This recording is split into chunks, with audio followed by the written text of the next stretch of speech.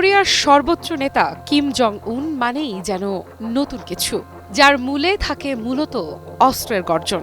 এবার সেই নেতা এমন এক বিস্ফোরক ঘোষণা দিলেন যা পুরো বিশ্ব রাজনীতিকে নাড়িয়ে দিয়েছে। উত্তর কোরিয়ার নেতা কিম, যার নামে কেঁপে ওঠে বিশ্ব, সেই নেতা এবার জানালেন রাশিয়ার শক্তিমান প্রেসিডেন্ট ভ্লাদিমির পুতিনের প্রতি তার সমর্থন শুধু দৃঢ়ই নয় বরং নিঃশর্ত। পিয়ংইয়ং স্পষ্ট করে জানিয়ে দিল এই সমর্থনের কোনো শর্ত নেই কোনো পিছুটান। প্রশ্ন হচ্ছে, পশ্চিমারা যখন আন্তর্জাতিক রাজনীতির মাঠকে ক্রমেই জটিল থেকে জটিলতর করে তুলছে, সেই সময়ে এই নিঃশর্ত সমর্থনের ঘোষণা বিশ্বকে ঠিক কি বার্তা দিচ্ছে?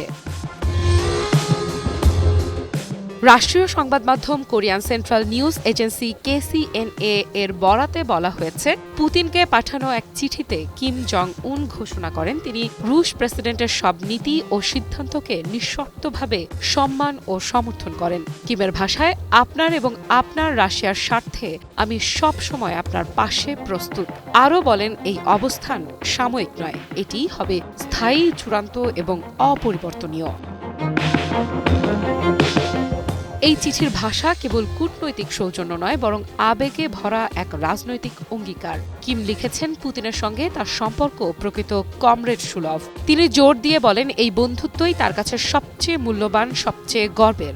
এমন বক্তব্য আন্তর্জাতিক রাজনীতির কূটনৈতিক ভাষার বাইরে গিয়ে এক ধরনের রাজনৈতিক বার্তা ছুড়ে দেয়।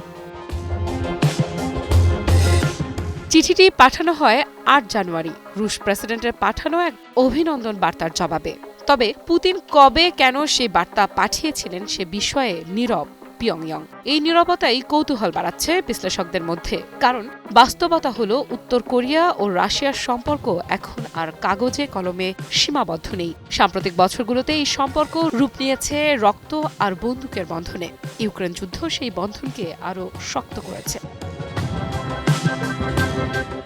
শুধু সমর্থনের কথা নয়, যুদ্ধক্ষেত্রে সরাসরি রাশিয়ার পাশে দাঁড়িয়েছে কিম প্রশাসন। গত বছর আগস্টে উত্তর কোরিয়া প্রায় ১,০০০ সামরিক প্রকৌশলী পাঠায় রাশিয়ার কুরস্ক অঞ্চলে। যুদ্ধের ধ্বংসস্তূপের মধ্যে ইউক্রেনীয় বাহিনীর পাতা মাইন পরিষ্কার করাই ছিল তাদের দায়িত্ব।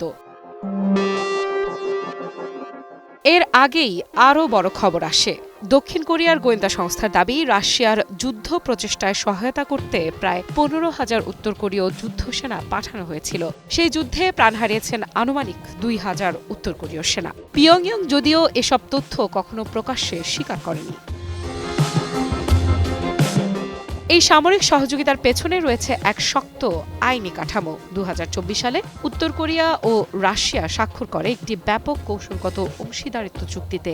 সেখানে স্পষ্ট বলা আছে, তৃতীয় কোনো পক্ষের হামলার মুখে পড়লে দুই দেশ একে অপরকে সামরিক সহায়তা দেবে। কি বুঝলেন ভাই? অনলি জেডাই চাই। বিশ্ব যখন ইউক্রেন যুদ্ধ নিয়ে বিভক্ত, তখন কিম ও পুতিনের এই নিঃশর্ত ঐক্য নতুন করে উত্তেজনা বাড়াচ্ছে। প্রশ্ন উঠছে, এই জোট কি শুধু বর্তমান যুদ্ধেই সীমাবদ্ধ থাকবে, নাকি ভবিষ্যতের বৈশ্বিক সংঘাতের চেহারাও বদলে দেবে?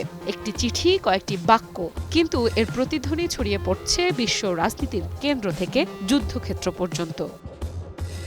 আফরিদা ইফরা, নিউজ 24।